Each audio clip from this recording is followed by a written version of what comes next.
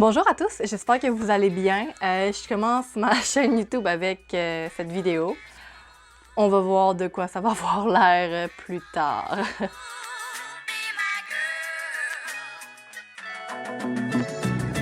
Aujourd'hui, je vais vous proposer 10 feel-good films. Je sais pas vraiment c'est quoi la traduction parfaite pour feel-good movies.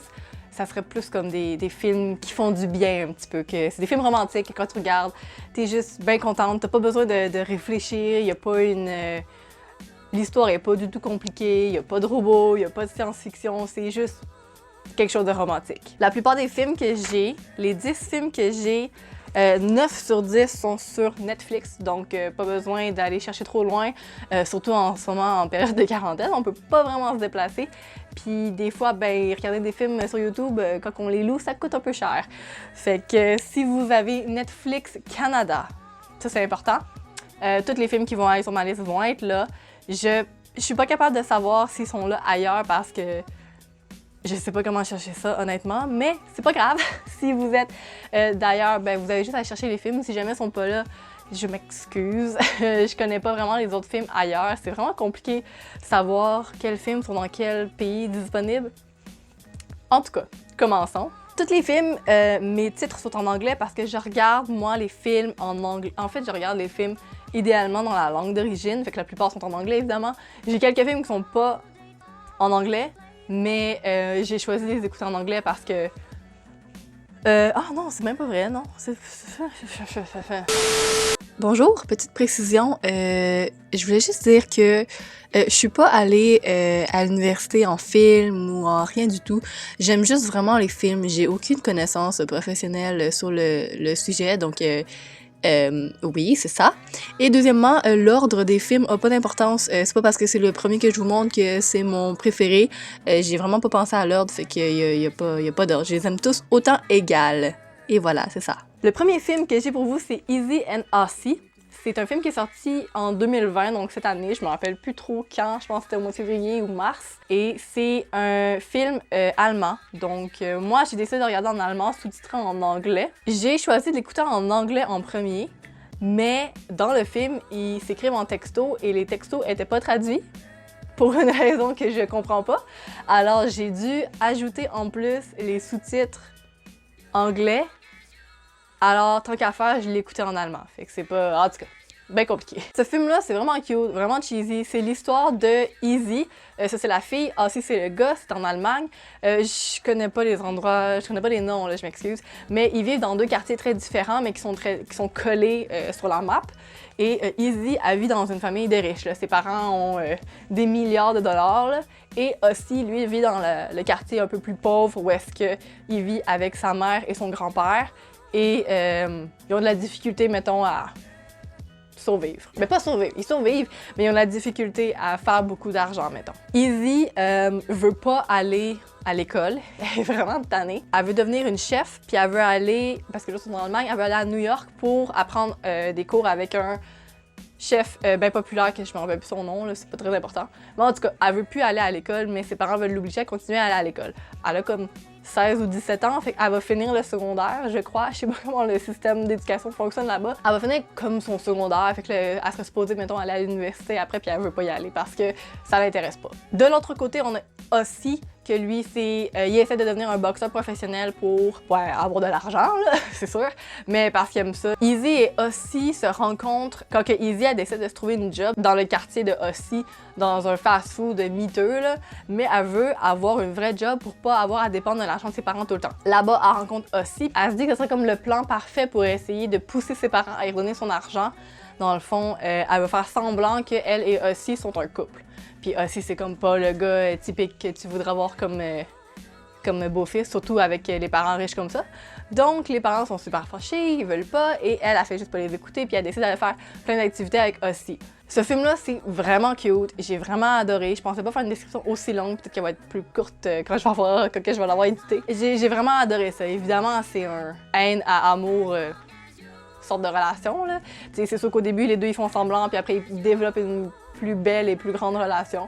J'ai trouvé ça vraiment cute, et oui, c'est ça. Deuxième que j'ai, peut-être que vous allez plus le connaître, ça s'appelle Set It Up. C'est avec Lucy Liu. qu'elle joue dans Élémentaire.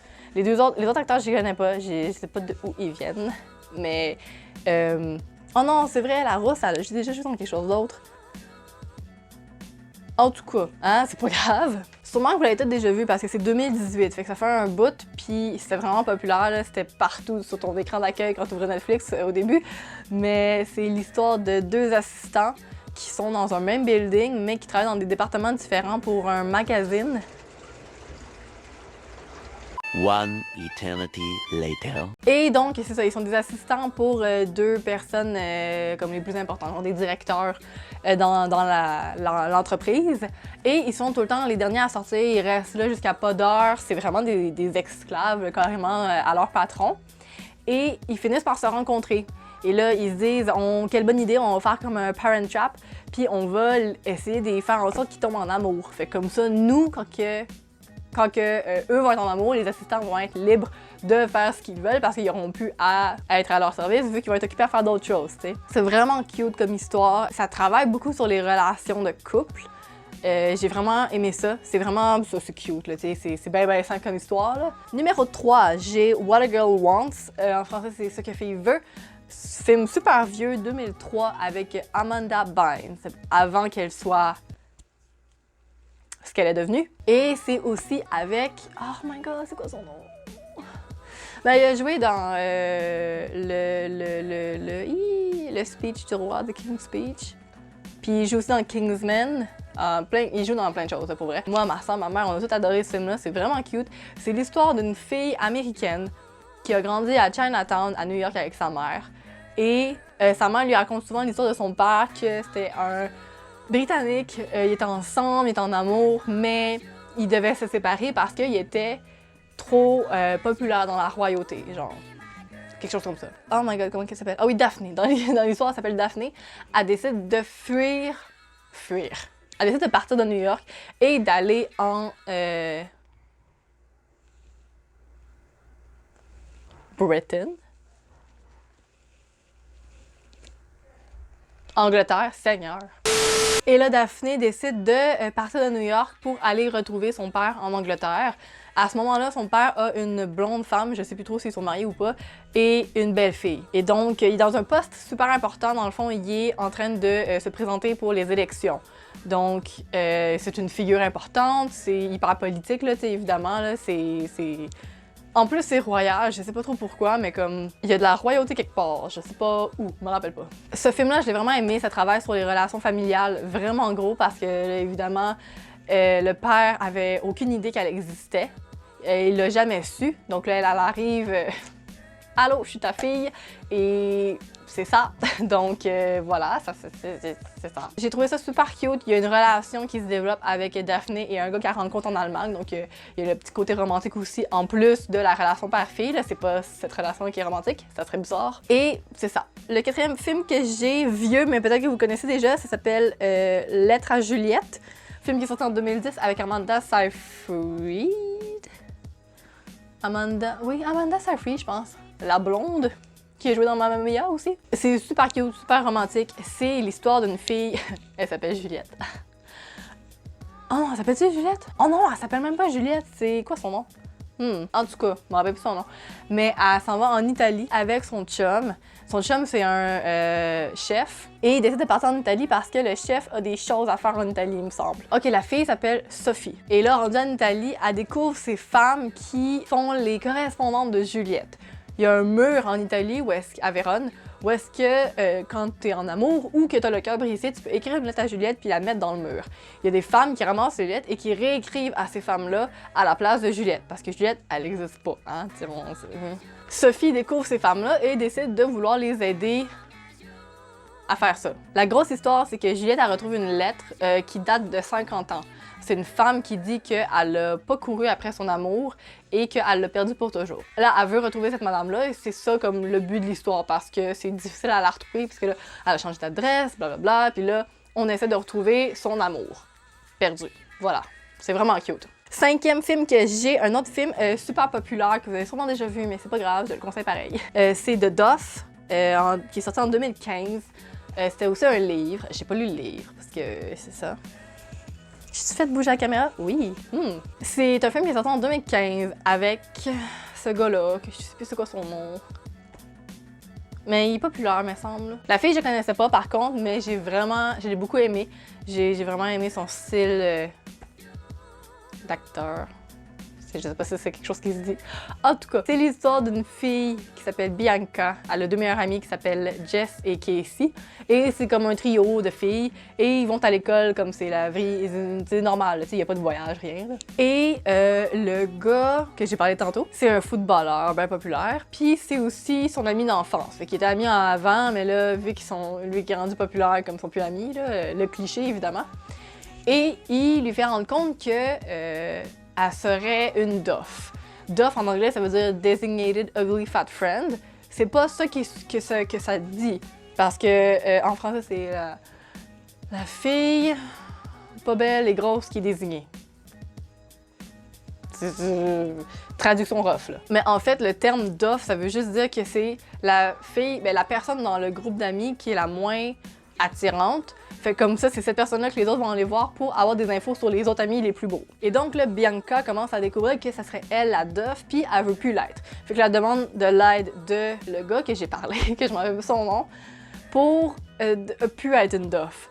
Et en échange, elle va l'aider lui dans ses maths, physique, chimie, une matière d'école, je sais plus. Et c'est ça. Évidemment, là, comme vous vous en doutez, il y a une relation qui se développe entre les deux. C'est vraiment cute. J'ai vraiment aimé ça. Stéréotype d'école, un peu too much, mais j'ai entendu dire qu'il y a du monde qui vit vraiment l'école comme ça, fait que je sais pas. Sixième film que j'ai pour vous, Always Be My Maybe, qui est sorti en 2019. Ça se peut que vous l'ayez toutes déjà vu, parce que l'actrice principale est super connue. Amy... Non. Je sais pas pourquoi je les ai pas écrits sur ma liste, je suis vraiment niaiseuse. En tout cas, elle fait des Netflix specials, fait que elle est bien populaire là. C'est une comédie romantique évidemment, vu que aidant, c'est sûr que ça allait pas être juste cute. C'est l'histoire d'une fille qui s'appelle Sasha Tran, qui est une chef renommée, et elle décide d'ouvrir un nouveau restaurant dans sa ville d'origine à San Francisco. Donc, pour faire ça, là, elle est obligée de retourner à San Francisco pour préparer l'ouverture du restaurant. Elle retombe sur un ami d'enfance, que je sais plus c'est quoi son nom. Ils étaient bien amis quand ils étaient jeunes et malheureusement, ils ont couché ensemble une fois et ça a fait weird et ils se sont perdus de vue. Là, ils se retrouvent et Sacha, ça ne tente pas tant d'y parler parce que c'est bizarre. Et finalement, elle se fait domper par son mari. Par son son fiancé, mettons. Elle renoue ses amitiés avec le gars qu'elle avait perdu pour essayer de se remettre dans la game d'être célibataire. Fait que c'est pas mal ça l'histoire. Le gars est en amour avec elle, évidemment, mais il lui dit pas ce qu'il ressent parce que il est gêné. Ah, oui, c'est ça. Et donc, c'est pas mal ça. C'est vraiment cute, c'est vraiment drôle. J'ai ri tellement de fois, c'est super drôle. Et de la façon que le script a vraiment été fait, c'est vraiment bien fait. Il y a Keanu Reeves dans le film, c'est hilarant. Il ajoute une dose de surréalisme, on dirait, sur son propre personnage parce qu'il joue lui-même, ce qui est hilarant. Il exagère son rôle à 300%. Puis c'est tellement drôle, j'ai adoré ça, c'était trop drôle. Numéro 7, vieux film, fait que vous l'avez sûrement pas déjà vu, ce qui est bon parce que là j'arrête pas de proposer des films que vous avez tous déjà vus. Definitely Maybe, je sais pas c'est quoi en français parce que... Avec Ryan Gosling et... Non, c'est pas vrai. Avec Ryan Reynolds et... Je sais plus c'est quoi son nom, elle était full populaire. En tout cas, elle va être à l'écran. C'est l'histoire entre un père et sa fille. La fille sait pas c'est qui sa mère, puis le père fait juste dire comme que c'est compliqué, qu'il veut pas parler d'elle parce qu'ils se sont perdus de vue, puis que la fille a jamais voulu de lui, techniquement. Selon lui. Et sa fille le gosse jusqu'à ce qu'il lui raconte une histoire, l'histoire de comment il a rencontré sa femme, puis sa mère, et qu'est-ce qui s'est passé en fait dans l'histoire. Il finit par dire oui, évidemment, sinon on n'aurait pas d'histoire. Et dans le fond, le film complet, c'est en flashback, c'est vraiment l'histoire de lui et ses nombreuses... C'est pas des conquêtes, là. Ses nombreux amours, parce qu'il y en a eu 3 ou 4. Comme plus l'histoire avance, plus il faut essayer de deviner c'est qui la mère. J'ai trouvé ça super cute, super drôle. Je sais pas pourquoi, j'ai pas vu ce film-là avant, c'est un vieux film, mais j'ai vraiment adoré ça. Ryan Reynolds est tellement drôle que comme...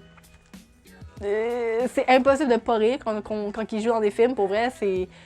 autant romantique que... C'est pas une comédie, mais il y a beaucoup de bouts drôles. Numéro 8. Bon, j'arrive à un nouveau film que vous avez sûrement pas vu parce que c'est underground. Ça s'appelle Battle, qui est sorti en 2018. C'est... norvégien? Je l'ai regardé dans sa langue originale, sous-titré en anglais, parce que les voix en français et en anglais étaient dégueu. Alors j'ai fait, on va le prendre dans la vraie vie et on va mettre des sous-titres, parce que c'est tout en plus vrai quand on a la vraie voix des acteurs, puis quand que ils font pas n'importe quoi. Je sais pas comment décrire ça. Parenthèse, hier j'ai regardé Tel Père. C'est vraiment un bon film, mais j'ai regardé avec ma famille et j'avais déjà vu. J'ai regardé avec ma famille vu qu'on l'a regardé en français et c'était... dégueu. Le jeu d'acteur était dégueulasse. Un moment donné, il faut qu'elle pleure, puis c'est vraiment pas beau. Et l'actrice, c'est Kristen Bell, est tellement bonne. Je sais pas pourquoi la traduction la montre comme si elle était une mauvaise actrice, et c'est dégueulasse. Comme... c'est bizarre à dire, mais elle pleure bien là, dans le film. Et là, quand elle pleurait en français, c'était tellement dégueu. Je sais pas pourquoi, mais c'était pas regardable. Fait que quand j'ai vu ça, j'ai fait « Ah! » C'est quand même intéressant de voir que dans les traductions, des fois, ils prennent pas nécessairement des bons acteurs. Je sais pas comment expliquer ça, mais comme c'était pas du bon pleurage, tout ça là. Battle, c'est un film de danse, fait que si vous aimez pas la danse, bof. C'est l'histoire d'une fille qui s'appelle Amélie. Ben non, ben dans le film, elle s'appelle Amelia. Mais les sous-titres étaient écrits Amélie. J'étais vraiment perdue sur ce point-là. C'est une danseuse de contemporain, puis elle se bat présentement avec ses coéquipières pour avoir une place dans une école prestigieuse de danse contemporain. Le début de l'histoire commence avec son père qui se fait éjecter. Non, évecter. En tout cas, ça va être écrit là, je sais pas c'est quoi le mot. Il n'y a plus d'argent et ils se font prendre leur maison. Fait qu'ils décident d'aller habiter ailleurs que dans leur quartier qui était très très riche. Et ils se retrouvent dans un appartement miteux et Amelia, elle a plus d'endroit pour danser. Fait que là, elle est obligée de se rendre dans un centre gratuit pour les jeunes pour aller danser, pour se pratiquer. Et elle rencontre un gars. Pourquoi j'oublie tout le temps leur nom? J'ai oublié son nom encore, je m'excuse. Va falloir que je me force pour les prochaines vidéos. Et il lui apprend le hip-hop. Et donc là, ça la lousse. C'est bizarre à dire, de sa rigidité parce qu'elle était pas tant bonne au début selon sa prof, parce qu'elle manquait de fluidité, elle manquait de vie dans sa danse. Et avec le hip-hop, elle va apprendre à vraiment se lousser, être plus légère, mettons, quand elle danse, puis mieux s'exprimer à travers ses mouvements. Donc, avec l'aide de ce gars-là, elle va apprendre vraiment à mieux danser. C'est pas mal ça, c'est vraiment, c'est très très cute. Et moi, j'adore la danse, fait comme regarder des danseurs faire de la bonne danse, c'est super. 9e film, vieux film, que vous avez sûrement déjà vu parce que c'est super populaire, mais bon. 50 First Dates, c'est sorti en 2004, c'est avec Adam Sandler et Drew Barrymore. C'est l'histoire d'une fille qui a perdu la mémoire courte, mais pas la mémoire longue, qui a eu un accident le jour de sa fête et elle revit tout le temps le même jour. Donc, les gens autour de sa ville ont appris à vivre avec ça. Elle fait tout le temps la même chose à chaque jour. Il y a un gars qui arrive et tombe pas en amour, mais comme il y a comme un petit crush sur elle, puis il veut la revoir. Et comme, ben là, évidemment, il peut pas, hein, parce qu'elle se rappelle pas de lui à tous les jours. Et donc, c'est pas mal ça l'histoire où est-ce que le gars décide d'essayer de la faire tomber en amour avec lui à chaque jour.